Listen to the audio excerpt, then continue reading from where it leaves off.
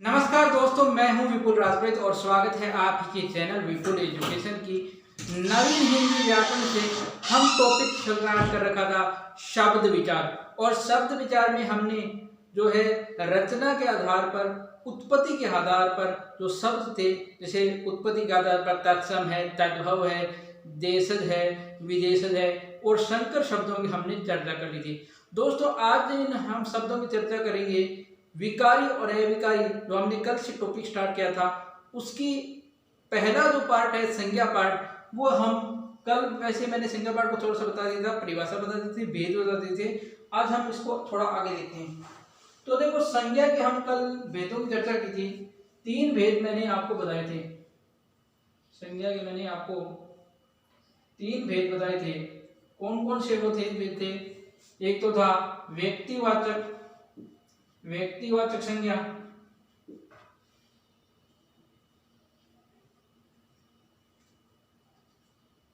व्यक्तिवाचक संज्ञा दोस्तों। दूसरी थी दोस्तों जातिवाचक संज्ञा, जातिवाचक। और नंबर 3 थी दोस्तों भाववाचक संज्ञा। संज्ञा की परिभाषा हम कल पढ़ चुके हैं। किसी व्यक्ति, किसी भी प्राणी, वस्तु, स्थान, गुण, भाव, दशा आदि का जो बोध कराती है उसे हम संज्ञा कहते हैं। यह हम कल पढ़ चुके थे। अब देखो इसमें हम देखते हैं सबसे पहले व्यक्तिवाचक संज्ञा की परिभाषा। तो देखो व्यक्तिवाचक संज्ञा के अंदर आप देखोगे तो व्यक्तिवाचक में आपको ध्यान रखने 3 चीजों का। वो 3 चीजें दोस्तों,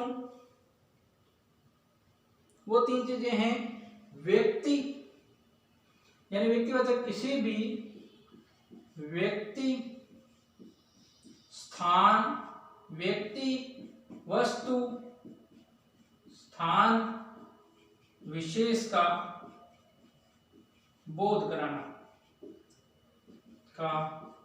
कराना, यानी व्यक्तिवाचक संज्ञा में दोस्तों आपको व्यक्ति का नाम मिल सकता है, कोई वस्तु का नाम मिल सकता है, या किसी स्थान का नाम मिल सकता है। जैसे हम व्यक्तियों की बात करें तो जैसे राम है, राम, सीता, मोहन, रोहन, इस प्रकार आपको व्यक्तियों के नाम मिल सकते हैं। कोई भी व्यक्ति का नाम है, प्रश्न पूछ लिया राम है, कौन सी संज्ञा है? जातिवाचक है, व्यक्तिवाचक है, भाववाचक है। तो आपको पता है कि राम क्या है? व्यक्ति है, तो किस में चला जाएगा? व्यक्तिवाचक संज्ञा में। आपको ध्यान रखना है व्यक्ति जो है, कोई भी व्यक्ति का नाम जो है वो व्यक्तिवाचक संज्ञा होगी। फिर बात करते हैं वस्तु की। वस्तु जैसे कोई भी पुस्तक है, कोई भी मशीन है, जैसे रिक्टा मशीन, जैसे उषा पंखा, इस प्रकार जो है दोस्तों मशीनों के भी जो नाम है, या मशीन है जो है, या कोई भी वस्तु है, वो भी किस में शामिल होगी दोस्तों? वो भी आपके व्यक्तिवाचक संज्ञा में शामिल होगी। फिर बात करते हैं दोस्तों स्थान विशेष की। स्थान जैसे कोई भी गांव का नाम है, जैसे राजपुरा है, किसी भी जिले का नाम है चूरू है, किसी भी राज्य का नाम है राजस्थान है, किसी भी देश का नाम है भारत है, इस प्रकार किसी भी पर्वत का नाम है हिमालय। इस प्रकार दोस्तों आपको ध्यान रखना है कि कोई भी व्यक्ति का नाम हो, किसी भी व्यक्ति, वस्तु, स्थान का नाम हो, उसको हम व्यक्तिवाचक संज्ञा कहेंगे। यानी ट्रिक है व्यक्ति, व्यक्ति, व्यक्ति में व्यक्ति, और व्यक्ति से जुड़ी वस्तुएं और वस्तुओं से जुड़ी स्थान। ये एक आप ट्रिक लगा सकते हो कि एक व्यक्ति है, व्यक्ति के पास वस्तुएं हैं और वस्तुओं को वो स्थान पर रख सकता है। तो व्यक्ति की वस्तुएं, वस्तुओं का स्थान, ये है दोस्तों व्यक्तिवाचक संज्ञा। अब दोस्तों हम बात कर लेते हैं जातिवाचक संज्ञा की। जातिवाचक संज्ञा में भी आपको ध्यान क्या रखना होगा, किन किन चीजों का? ये देखो जातिवाचक संज्ञा, जातिवाचक संज्ञा, जातिवाचक संज्ञा में दोस्तों कोई भी प्राणी, वस्तु, स्थान, प्राणी, वस्तु, स्थान, इन सब की क्या है? जाति या पूरे वर्ग का बोध कराती है, पूरे वर्ग का बोध कराना। यानी किसी भी व्यक्ति की, किसी प्राणी की जाति या उसका पूरा वर्ग, किसी वस्तु की जाति या पूरा वर्ग, किसी स्थान की जाति या पूरा वर्ग का जो बोध कराती है दोस्तों, इसके बारे में देखो। जैसे प्राणी है, प्राणी में अंदर आप जैसे मान लो मनुष्य है, लड़की है, ये क्या है, प्राणी की जाति है। मनुष्य क्या है, जाति है। लड़की, किसी लड़की का नाम होता तो व्यक्तिवाचक मुझे लगता, लेकिन यहाँ क्या है, लड़की क्या है, कोई जाति है, प्राणी विशेष को संबोधित कर रही है। इसी पे अगर आप वस्तुओं की बात करोगे तो अगर पंखा नाम दिया रखा है, जैसे उषा पंखा था, पंखा सीधा ही नाम दे दिया, जैसे मशीन सीधा ही नाम दे दिया, इस प्रकार ये किस में आ जाएगी दोस्तों, ये वस्तुओं में आ जाएगी। जैसे स्थान है तो स्थान में गांव, नगर, जिले और राज्य ऐसे नाम आएंगे, तो ये किस में आएंगे दोस्तों, ये जातिवाचक आएंगे। उसके बिल्कुल उल्टे समझो, प्राणी का नाम नहीं है, जैसे लड़की है वहां पर सीता था, यहाँ पर लड़की। वस्तु वहां पर उषा, रीटा मशीन, उषा पंखा था, यहाँ पर क्या है, पंखा और मशीन। वहां पर गांव का नाम दिया हुआ था राजपुरा, नगर का नाम दिया हुआ था, जिले का नाम दिया था चूरू, राज्य का नाम दिया हुआ था राजस्थान। यहाँ पर सीधे आएंगे गांव, नगर, जिले, राज्य। तो ये आपको ध्यान रखना है कि जातिवाचक में प्राणियों की, वस्तुओं की और स्थानों की जाति का जो बोध कराती है वह संज्ञा दोस्तों जातिवाचक संज्ञा कहलाती है। अगली संज्ञा देख लो दोस्तों, भाववाचक संज्ञा। अब दोस्तों भाववाचक संज्ञा में आपको ध्यान रखना है, ये तो भाववाचक संज्ञा है, भाववाचक संज्ञा, इसके बारे में थोड़ी सी चर्चा करते हैं। देखो भाववाचक जो संज्ञा दोस्तों, ये 5 प्रकार से बनती है। सर्वनाम से भी बनती है, विशेषण से भी बनती है, क्रिया से भी बनती है और आपके अव्यय से भी बनती है। संज्ञा, सर्वनाम, विशेषण, क्रिया और अव्यय, 5 प्रकारों से ये भाववाचक संज्ञा का निर्माण होता है। किससे? सर्वनाम, विशेषण और आपके क्रिया से, अव्यय से और आपकी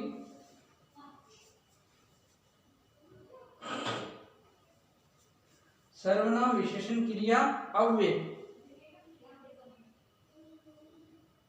और जातिवाचक संज्ञा। हाँ, जातिवाचक संज्ञा से भी भाववाचक संज्ञा का निर्माण होता है। यानी आपको ध्यान रखना है कि इन 5 पॉइंटों से हम भाववाचक संज्ञा बना सकते हैं। सर्वनाम से भाववाचक संज्ञा बनती है, विशेषण से भाववाचक संज्ञा बनती है, क्रिया से भाववाचक संज्ञा बनती है, अव्यय से भाववाचक संज्ञा बनती है और जातिवाचक संज्ञा से भाववाचक संज्ञा बनती है। तो सबसे पहले देखो सर्वनाम से भाववाचक संज्ञा बनाते हैं। सर्वनाम से भाववाचक संज्ञा। अब देखो सर्वनाम का कोई भी शब्द हो, सर्वनाम कोई भी शब्द हो, उसकी भाववाचक संज्ञा बनाने के लिए आपको, जैसे भाववाचक संज्ञा का कोई शब्द है, जैसे क्या है, सर्वनाम का एक शब्द है अपना। इस अपना के अंदर अगर आप तब प्रत्यय जोड़ते हो तो अपनत्व शब्द बनता है। यानी अपना तो क्या था, सर्वनाम था, लेकिन अपनत्व क्या है दोस्तों, भाववाचक संज्ञा। तब प्रत्यय जुड़ गया, अपनत्व, एक भाव आ गया। उसी प्रकार आप देखोगे, जैसे अपना, एक और शब्द है अपना, इसके अंदर पन प्रत्यय जोड़ दो, अपनापन, तो ये अपना क्या है, सर्वनाम है, पन प्रत्यय जोड़ा, अपनापन क्या हो गया दोस्तों, भाव हो गया। अपना क्या हो गया, भाव। इसी प्रकार आप देखोगे इसके अंदर कार, अहम शब्द है, अहम प्लस कार, अहंकार। इस प्रकार दोस्तों आप सर्वनाम से भाववाचक संज्ञा बना सकते हो। अपना प्लस अपनत्व, अपना से अपनापन और अहम से अहंकार बना सकते हो। अगला देखो, अब बनाते हैं विशेषण से भाववाचक संज्ञा। जैसे विशेषण है, विशेषण से भाववाचक संज्ञा बनाओगे तो कैसे बनेगी, विशेषण से भाववाचक संज्ञा। जैसे शब्द दिया हुआ है मनुष्य, मनुष्य क्या है दोस्तों, विशेषण है। मनुष्य क्या है, विशेषण है। और मनुष्य के अंदर अगर आप ता प्रत्यय जोड़ दोगे, तव प्रत्यय, तव, मनुष्य तव, तो ये विशेषण हो जाएगा, मनुष्य तव विशेषण।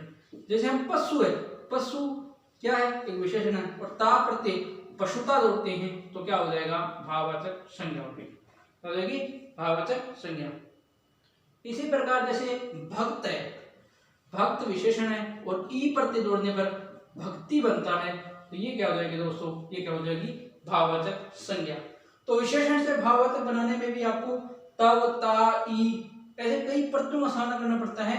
इससे क्या है, ये मनुष्यत्व है, पशुत्व है, भक्ति है।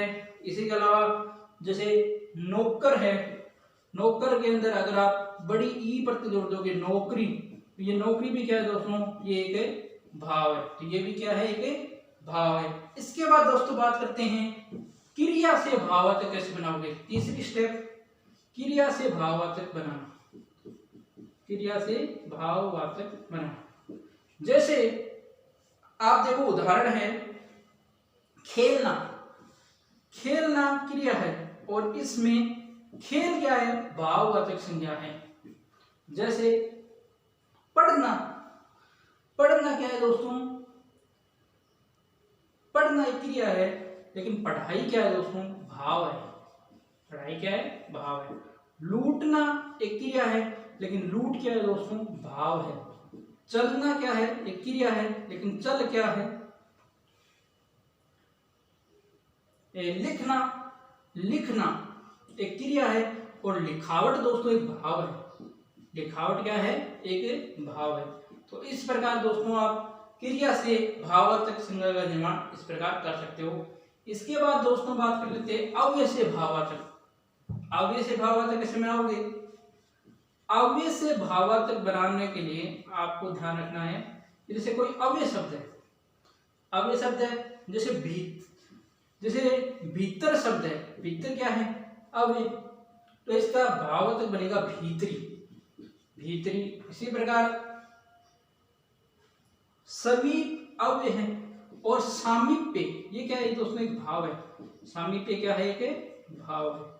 तो इस प्रकार अव्यय से भाववाचक संज्ञा बना सकते हो। और अंतिम बात कर लेते हैं दोस्तों, जातिवाचक संज्ञा से भाववाचक संज्ञा बनाना।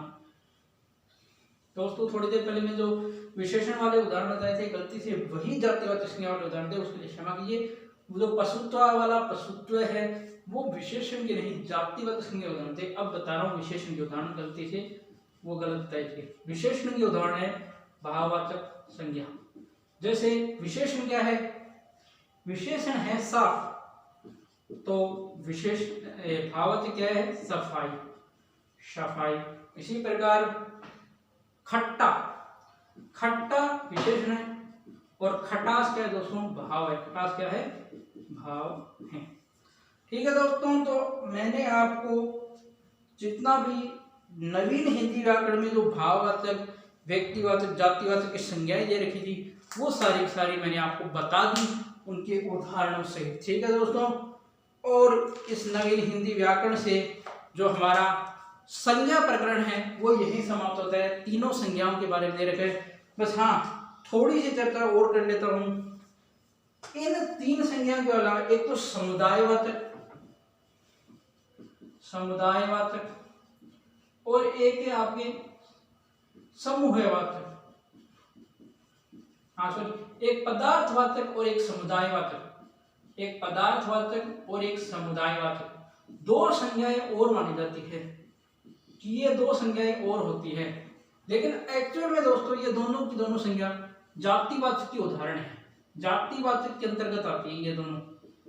यानी पदार्थवाचक और समुदायवाचक में जो भी शब्द आते हैं, जैसे पदार्थ में जो भी शब्द आते हैं, जैसे पदार्थ में क्या आएंगे, सोना चांदी, सोना चांदी, ये दो, या कोई भी जैसे मतलब ठोस द्रव्य गैस है, द्रव्य गैस है। और जैसे समूह में सभा, भीड़, दल, इस प्रकार के जो शब्द आएंगे समुदाय को प्रकट करने वाले, ये इसमें आएंगे पदार्थ और समुदाय में। तो आपको ध्यान रखना है कि दोनों की दोनों किसके प्रतीक है, जातिवाचक संज्ञा प्रतीक है, यानी ये दोनों जातिवाचक संज्ञा में। अगर परीक्षा में प्रश्न आ जाए, यानी आपके लिए मैं 5 क्वेश्चन छोड़ के जा रहा हूँ, 5 के उत्तर आपको कमेंट बॉक्स में देने हैं। ये टॉपिक यहाँ पर पूरा हो चुका है। इन 5 की क्वेश्चन आपको जरूर बताने हैं। ये 5 क्वेश्चन जो है मैं आपके लिए छोड़ के जा रहा हूं। पहला क्वेश्चन है शीर का तद्भव होगा। शीर का तद्भव होगा, ये उत्तर नहीं, आपको सीधे क्वेश्चन छोड़ के दे रहा हूं। शीर का तद्भव होगा। दूसरा, काजू किस भाषा का शब्द है? काजू किस भाषा का शब्द है? भाषा का शब्द है। इसके अलावा तीसरा प्रश्न आपको बताना है ऊट पटांग। ऊट पटांग, ऊट पटांग कैसा शब्द है, मतलब कौन सा है? तत्सम है, तद्भव है, देशज है, विदेशज है, संकर है। ठीक है। चौथा क्वेश्चन आपके लिए है रामायण एक पवित्र ग्रंथ है।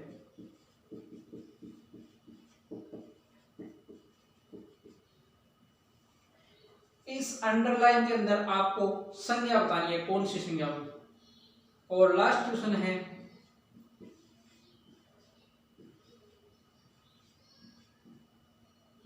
पशुत्व। पशुत्व में कौन सी संज्ञा है? कौन सी संज्ञा है? ये 5 क्वेश्चन मैं आपके लिए छोड़ के जा रहा हूं। जो वीडियो को अंत तक देखेगा वो मैं समझ जाऊंगा कि जो वीडियो को अंत तक देखते हैं वो हमारे लिए क्वेश्चन देखना पसंद करते हैं और उनके उत्तर भी देते हैं। क्योंकि इन दिनों मैं देख रहा हूँ कि नवीन हिंदी व्याकरण के टॉपिक जब स्टार्ट किए थे तब आपकी काफ़ी रुचि थी, लेकिन इन दिनों रुचि बहुत ही कम हो चुकी है। तो आप अपनी ज़्यादा से ज़्यादा रुचि दिखाइए दोस्तों, जिससे हमें भी मोटिवेशन मिल सके, हम आपके लिए और अच्छा करने की कोशिश कर सके। ठीक है दोस्तों, तो इस मोटिवेशन देने के लिए आप एक वीडियो को लाइक ठोक देना, शेयर बटन पर शेयर करके दोस्तों के साथ शेयर कर देना, कमेंट करना, जिससे हमें ये जानकारी मिल सके कि आपको हमारी वीडियो में क्या अच्छा लगा, क्या बुरा लगा, वो आप हमें यहाँ कमेंट सेक्शन में जरूर सुझाव कीजिए। जो भी कमेंट आता है मैं चाहता हूँ, मैं दिल से चाहता हूँ, मैं हर कमेंट का रिप्लाई भी करता हूँ और उन कमेंटों के अंदर जो बातें लिखी हुई हैं उनको भी मैं दिल से मानता हूँ। ठीक है दोस्तों, तो यह था आज का वीडियो पसंद आ जाए तो वीडियो को लाइक कर देना, शेयर कर देना, कॉमेंट कर देना। चैनल को सब्सक्राइब नहीं किया है तो चैनल सब्सक्राइब कीजिए और बेल आइकन को प्रेस कीजिए। धन्यवाद दोस्तों। जय हिंद, जय भारत। घर रहें, स्वस्थ रहें।